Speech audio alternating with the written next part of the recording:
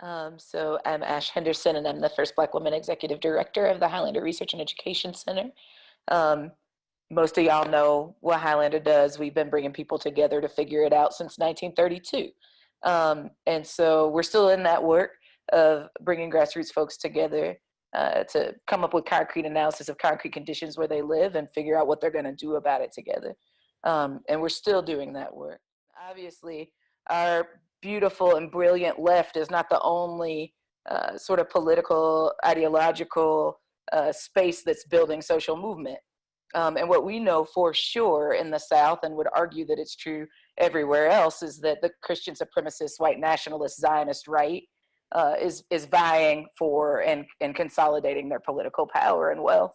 In some ways, in many ways, based on what they've learned from our tactics and strategies over decades worth of movement building. And we've seen that rear its ugly head in places like Pikeville, Kentucky, or what many folks saw in Charlottesville, Virginia. Also, Unite the Right 2.0 happened just down the street from Highlander in Middle Tennessee, right? Tennessee was one of the, if not the only place that ran a White Lives Matter candidate. And so we've seen this and the attacks on the wins and victories of the reproductive justice movement. We've seen folks pass policies that are good for profit but bad for our environment that we live in and for our people, et cetera. And so while all that's happening, I think what Southerners have come to see is that, and I think we would argue, is that it's not a new strategy that we're seeing. I'm going to put in the chat box a link to the comedian Samantha Bee's video on the religious right.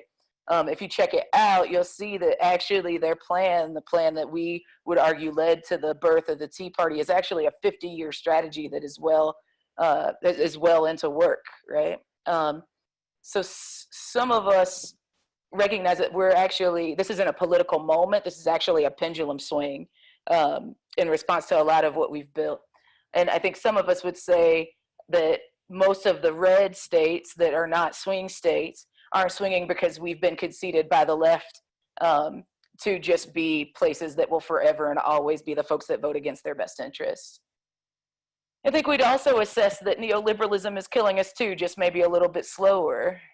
That if we look at some of the municipalities and races that we've seen for municipal government, that when we've got Democrats in those seats that are not accountable to our people, that we end up having blue spots with some of the highest concentration of low-wage workers. With at one point, one of the fastest gentrifying zip code in the country was in the South, in Tennessee, where a zip code, a community went from double digits Black to double digits white in a year. We see the criminalization of Blackness and brownness, the over-policing of our communities, and rapidly increasing numbers of incarcerated people, particularly people of color and very specifically Black people. And we see the expansion of extractive industries, whether it's coal or oil or fracking or tourism or all the other things that we don't think of when we think about extraction of resources. But I think the point of your question, Rishi, was actually what's the good news, right? So let me tell you about the gospel of the Southern Freedom Movement. We're also building despite those realities, and sometimes because of those realities. Through electoral campaigns that are changing what people believe is possible in our region. So thinking about our comrades in Jackson, Mississippi, where both Chokwe Lumumba and then his son Antar Lumumba became Black nationalists that are the mayor of the capital city of arguably one of the most white supremacist states in the country. Thinking about Alabama and the work that the formerly and currently incarcerated People's Movement, along with folks like Black Voters Matter and other base building and grassroots organizations did to oust Roy Moore and get Doug Jones in the seat, which actually had nothing to do with either of them and very much more about building Black independent political power. Or whether we're thinking about Georgia and Florida in the most recent elections, one that Andrea just told you about, and that most of us argue Andrew won. And then obviously with Stacey Abrams, who we know did. Just thinking about her race in the primary, right? There are 159 counties in the state of Georgia. In the primary, Stacey won 156 of those counties. So the idea that somehow these states are not organizable, we know to just not be true. And we also know that as goes the South, so goes the nation isn't an opinion, it's a fundamental fact. So knowing those things as we're making our concrete assessment of concrete conditions and thinking about how that impacts strategy electorally is really important. We're also seeing folks building alternatives, like using people's movement assemblies. They're doing it in Jackson. We've been doing it all over the region, especially after Hurricane Katrina, where we realized we didn't have the infrastructure to be able to save our own folks.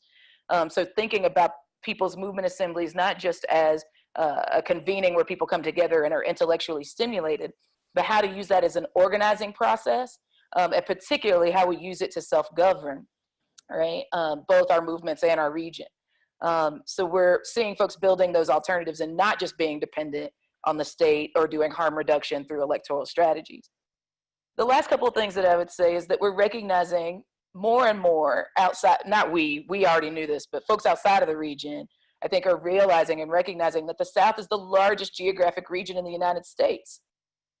And so if you're gonna organize to win here, you can't leave us out of the conversation. And in fact, if you don't start with us, you're missing a huge chunk of people.